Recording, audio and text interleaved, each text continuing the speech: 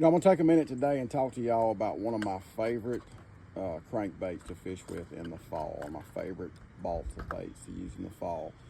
And that is the Black Label Bacon.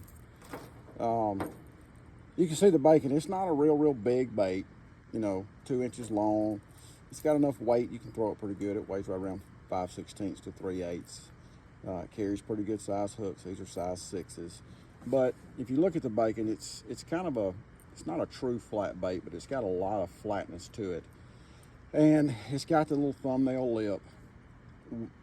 What makes the bacon so good to me this time of the year is, all through the summer, the square bill type crankbait is for sure, for fishing shallow, I'm talking about fishing shallow, the square bill type crankbait is for sure probably the most popular.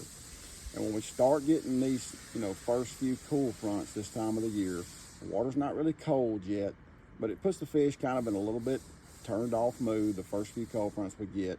The softer vibration of the bacon, to me, is just better. I get more bites on it.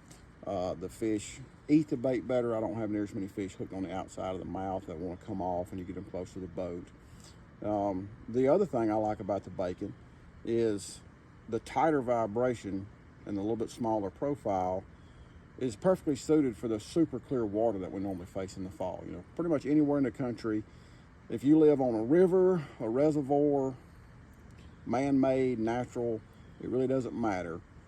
During the fall of the year, that's September through Thanksgiving time frame, depending on what part of the country you're in, is normally when your water is going to get the absolute clearest that it's going to be all year, just because it's very common all over our country.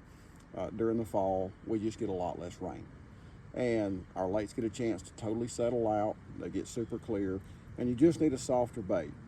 I've seen a lot of days in the last several years where I had, a really good square bill pattern going, and we got these first couple of fronts, and I go fishing after the front, the square bill bite. They'll still bite it a little bit, but they don't bite it like they were.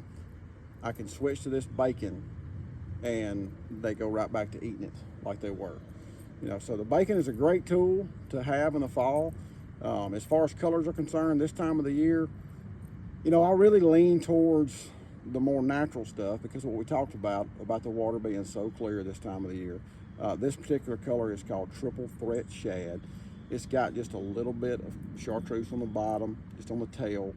It's kind of got a purplish gold hue to it, just a real natural color.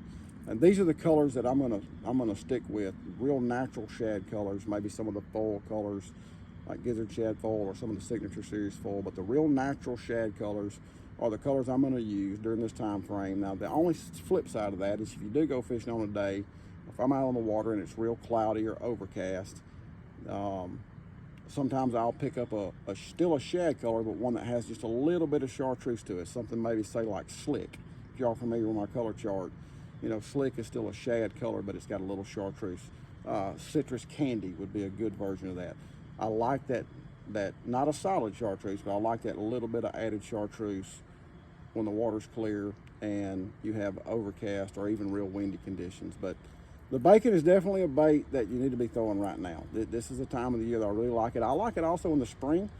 The tightness of it's good then.